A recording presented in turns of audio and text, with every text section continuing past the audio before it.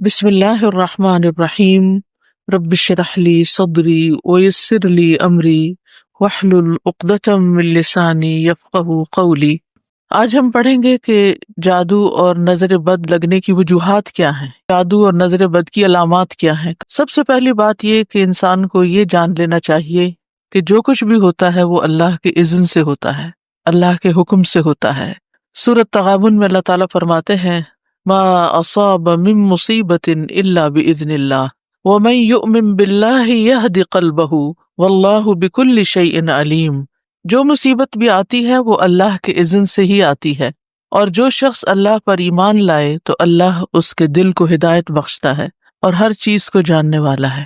یعنی جب ایسی کوئی تکلیف پہنچے تو انسان سوچے کہ یہ اللہ کے اذن سے آئی ہے، اس کے پیچھے اللہ کی کوئی حکمت ہے، کوئی مصلحت ہے، کوئی مقصد ہے، اور اگر آئی ہے تو اس کو دور کرنے والا بھی اللہ ہی ہے۔ اور من یؤمن باللہ یہد قلبہ، اس کے بارے میں عبداللہ بن مسعود نے کہا کہ یہ وہ شخص ہے کہ اگر اس پر کوئی مصیبت آ پڑے تو وہ اس پر بھی راضی رہتا ہے، بلکہ سمجھتا ہے کہ یہ اللہ ہی کی طرف سے ہے۔ پھر یہ بات یاد رہے کہ ہر بیماری، تکلیف یہ تقدیر کا حصہ ہے، یعنی اللہ سبحانہ وتعالیٰ نے بندوں کو پیدا کیا اور ان کی تقدیر بھی بنائی۔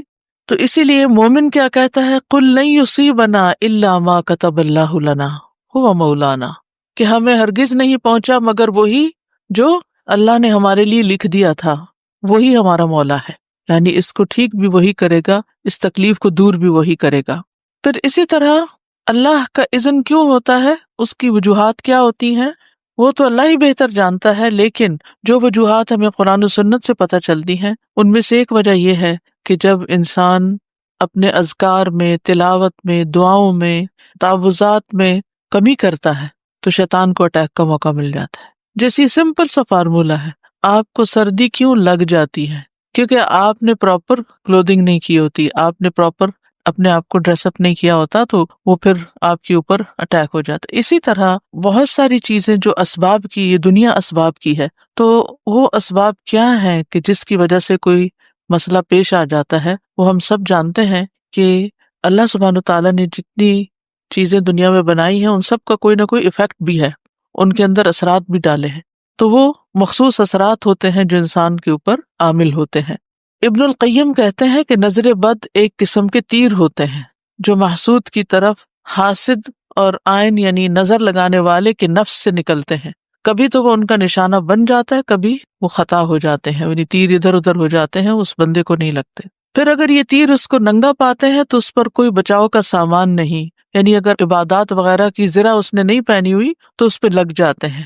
اور یہ کہ وہ صبح و شام کی اذکار کی حفاظت کرنے والا نہیں، تو جو شخص صبح و شام کی اذکار کی حفاظت کرے وہ اللہ کی پروٹیکشن میں ہوتا ہے، اور اس نے اپنے اوپر حفاظت کا لباس پہنا ہوا ہوتا ہے کہ کوئی تیر آئے بھی تو وہ بسم ہو جاتے ہیں، ختم ہو جاتے ہیں، اس کو نقصان نہیں دیتے۔ اسی طرح ایک اور وجہ یہ ہے کہ کوئی بھی مصیبت انسان پر امتحان اور آزمائش کے لیے آتی ہے، انسان کو دیکھنے کے لیے کہ وہ کرتا کیا ہے۔ جادو اور نظر بد کی علامات کیا ہیں، کہاں سے پتہ چلے گا کہ یہ جادو ہے یا نظر بد ہے؟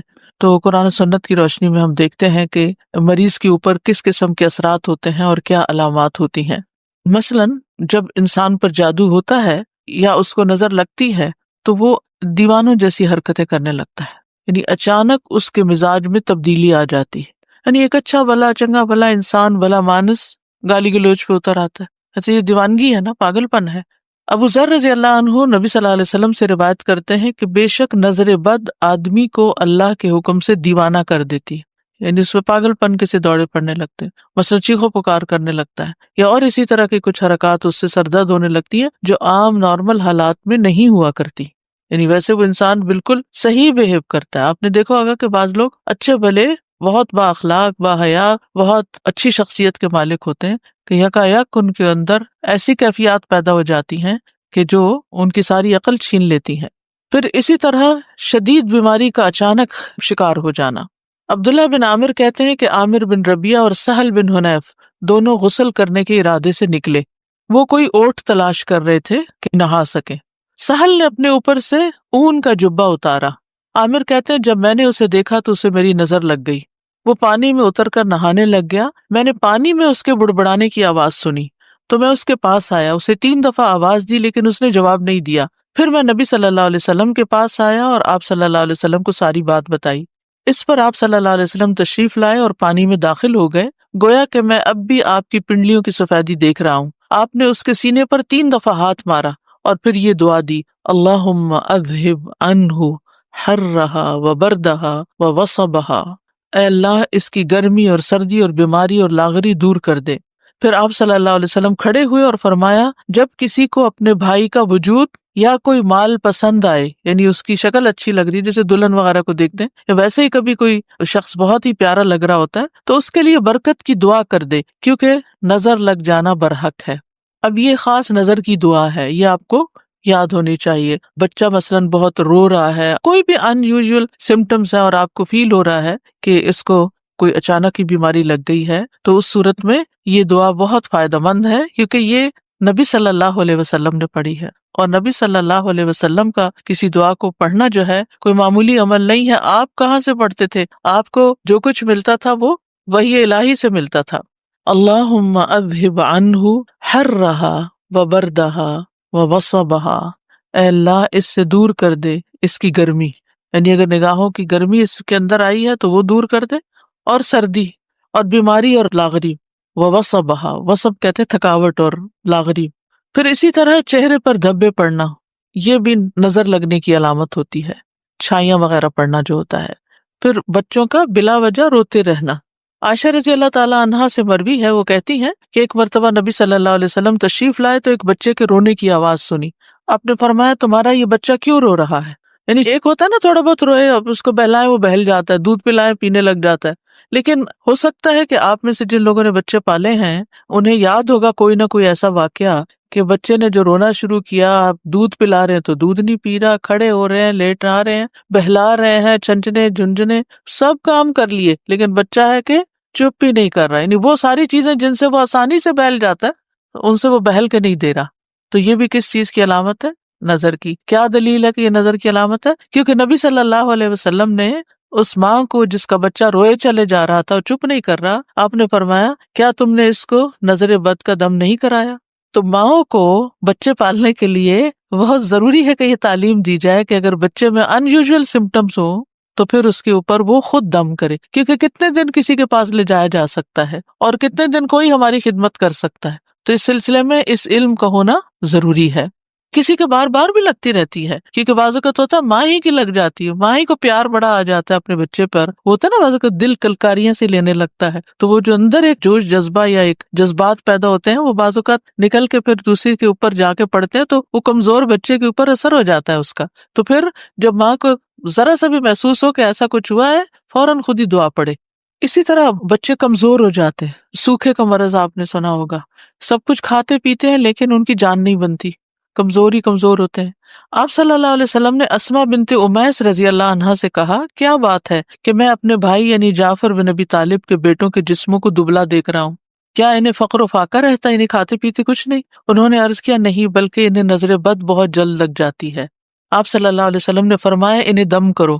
انہوں نے آپ کے سامنے چند کلمات پیش کیے تو آپ نے فرمایا، انہیں دم کرو، یعنی انہوں نے دم کے کلمات کچھ بتائے۔ تو اس میں آپ دیکھیے کہ ایک تو مسنون دم ہے ہی، لیکن بعض اوقات کوئی شخص آپ کو کوئی آیت بتا دیتا ہے کہ یہ پڑھ کے دم کرو، یا کوئی اور اس طرح کے الفاظ بتا دیتا ہے، تو ہمیشہ یہ چیک کرے کہ اگر ان کے اندر کوئی شرکیہ بات نہیں تو وہ بھی پڑھ کے دم کیا جا سکتا ہے، ایز لانگ ایز اللہ سبحانہ و تعالیٰ کو پکارا جا رہا ہے، اللہ کا ذکر کیا جا رہا ہے اور اس میں کوئی اس طرح کی چیز نہیں، تو کوئی حرج کی بات نہیں۔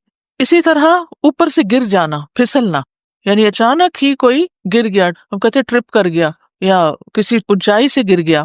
رسول اللہ صلی اللہ علیہ وسلم نے فرمایا، بے شک نظر بد آدمی کو اللہ کے حکم سے دیوانہ کر دیتی ہے، حتیٰ کہ بعض اوقات ایسا ہوتا ہے کہ وہ اونچی جگہ پر چڑھتا ہے اور پھر وہاں سے گر پڑتا ہے۔ ابن عباس رضی اللہ عنہ سے مروی ہے کہ نبی صلی اللہ علیہ وسلم نے فرمایا، نظر کا لگ جانا برحق ہے اور یہ اوپر چڑھنے والے کو پسلا دیتی ہے۔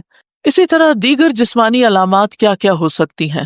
مثلاً بغیر کسی وجہ کے مزاج میں تبدیلی آ جانا، آپ ہر روز صبح آرام سے اٹھتے تھے، اپنے کام کاج میں لگ جاتے تھے، آپ کی روٹین تھی، ایک دن بھر کا ایک اسکیڈول تھا، لیکن آپ کے مزاج میں ایسی تبدیلی آ جاتی کہ کچھ کر ہی نہیں پاتے۔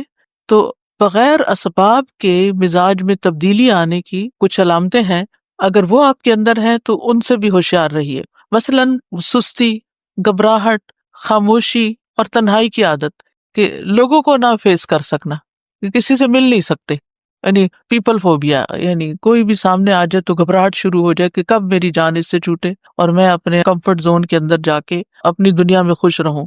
پھر ذہنی انتشار، یعنی کسی چیز پہ ذہن کا فوکس نہ ہونا، یعنی آپ پڑھنے بیٹھے ہیں تو آپ وہ لائنیں ادھر کی ادھر ہو جاتی ہیں، کچھ سمجھ ہی نہیں آتی کہ کیا پڑھا کیا نہیں پڑھا. بے چینی کی کیفیت لیکن جگہ بدلتے ہی افاقہ ہونا. مزاج میں حد سے زیادہ چڑچڑاپن، چھوٹی چھوٹی بات پر ناراض ہو جانا، موڈ آف کر لینا، کسی کام میں دل نہ لگنا، کہیں ٹکنا ہی نہ، ایک کام ایک دن کیا پھر وہ چھوڑ دیا، پھر وہ شروع کیا پھر وہ چھوڑ دیا. نماز، روزہ اور دیگر عبادات سے دل اکتا جانا. کئی دفعہ کہتی ہیں نا مائیں، بچہ اتنی اچھی خود ہی سے نماز پڑھ لیتا تھا، پتہ نہیں کیا ہوا یہ کہ آپ نے کسی سے کہا ہوگا میرا بچہ تو خود ہی پڑھ لیتا ہے نماز، اور وہی سے کام خراب. سر کا دکھنا اور بغیر سبب کے اچانک جسم گرم ہو جانا، حرارت بڑھ جانا. دونوں یا کسی ایک کندھے میں درد ہونا جیسے کہ کوئی انگارہ ہو، یعنی ایک جگہ خاص طور پر جیسے کوئی ہیٹ نکل رہی ہو وہاں سے. بیک ایک، نیچے کے حصے میں درد ہونا، یعنی جسم کے اچانک یہ جو یعنی بیک بون ہے اس کے نیچے درد. بالوں کا اچانک گرنا شروع ہو جانا، یعنی ایک تو ہوتا ہے نا کہ کسی بیماری کے بعد گرتے ہیں، یا تھوڑے بہت تو ہر ایک کے گرتے ہیں، روز تو گرتے ہی ہیں، لیکن بعض اوقات ایسا بھی ہوتا ہے کہ جو گرنا شروع ہوتے ہیں تو وہ تھمنے کا نام نہیں لیتے. وزن کا اچانک کم ہو جانا، یعنی کھا پی رہے ہیں سب کچھ ٹھیک جا رہا ہے، کھانے کی خواہش کا ختم ہو جانا، بھوک نہ لگنا. فضا میں خنکی بھی ہو تو جسم کی حرارت بڑھ جانی، باہر ٹھنڈا ہے لیکن جسم گرم ہوئے چلا جا رہا ہے، اور اسی طرح باہر گرمی ہے اور جسم ٹھنڈا ہی ہوا چلے جا رہا ہے. چیز کو ذہن میں رکھنے، حفظ کرنے اور سمجھنے کی قدرت نہ ہونا، یعنی حفظ ہوتا ہی نہیں، کر کر کے پھر وہیں کے وہیں کھڑے ہیں. کثرت سے پسینے آنا اور ان کی بو تبدیل ہو جانا، یعنی ایک تو ہر انسان کی ایک ہوتا ہے نا اسمیل ہوتی ہے، لیکن ایک وہ بہت اسٹرانگ قسم کی شروع ہو گئی. جلد پر پھوڑے پھنسیوں کا، خارش کا ظاہر ہونا یا چیونٹیوں کے رینگنے کا احساس ہونا جیسے کچھ چل رہا ہے جسم پر. نیند کا کم آنا اور زیادہ تر جاگنا، انسومنیا جس کو بولتے ہیں. بعض اوقات دورے کی کیفیت کے دوران گردن ٹیڑھی ہو جانا، ڈراؤنے خواب آنا، بیداری میں بھی چیخو پکار کی آوازیں سنائی دینا، علیحدگی اور تنہائی پسند کرنا. ذہنی پراگندگی، گھر والوں، دوست، رشتہ داروں سے معاملات بے سبب خراب ہونا، یعنی جس کے ساتھ یہ معاملہ کیا وہیں گڑبڑ ہو گئی. رونے کی خواہش کرنا یا ہمیشہ روتے ہی جانا، یعنی رونے کو ہی بہت دل چاہتا ہے.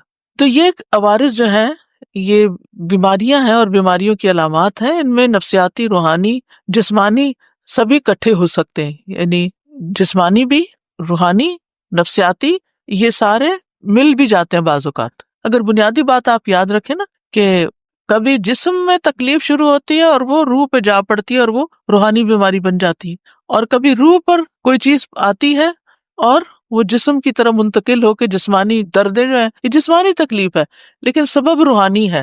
اسی طرح کچھ غیر معمولی علامات نظر آنا، ان میں خون کے چینٹے گرنا، طے شدہ کپڑوں کو کٹا ہوا پانا، خاوند یا بیوی کو ایک دوسرے میں کشش ختم ہو جانا. ینگ ہے، جوان ہے، لیکن یہ اب نارملٹی ہے نا کہ ہسبینڈ کو وائف کی ضرورت ہی نہ رہے. پھر اسی طرح آپس میں بلا وجہ شکوک و شبہات پیدا ہو جانا، ایک دوسرے کا ٹرسٹ ختم ہو جانا، خاوند یا بیوی کو ایک دوسرے کی شکل بدصورت دکھائی دینا. تیسری بات، مال سے متعلق کچھ علامتیں، مال میں برکت نہ ہونا، اچانک نقصان ہونا، جسے نظر لگی ہوئی ہو وہ کام سے نفرت کرتا ہے، باوجود قدرت ہونے کے رزق تلاش کرنے سے روگردانی کرتا ہے، یہ کوشش ہی نہیں کرتا. لوگوں پر تہمت لگانا کہ لوگ مجھے گھورتے ہیں اور لوگوں کی وجہ سے میں ناکام ہوں، یعنی دوسرے لوگوں کو بلیم کرتے رہنا، یہ بھی ایک نارمل رویہ نہیں ہوتا نا. انسان اپنے نقصان یا اپنے ناکامی کی ریزن صرف دوسروں کو دے کے مطمئن نہیں ہو سکتا، اس کو خود بھی رسپانسبلٹی لینی چاہیے. لیکن وہ شخص کنونسڈ ہوتا ہے کہ نہیں، دوسروں کی وجہ سے ہی میں ناکام ہوں، میرا اپنا کوئی قصور نہیں. سبحانک اللہم و بحمدک، اشہد ان لا الہ الا انت، استغفرک و اتوب الیک. السلام علیکم و رحمۃ اللہ وبرکاتہ.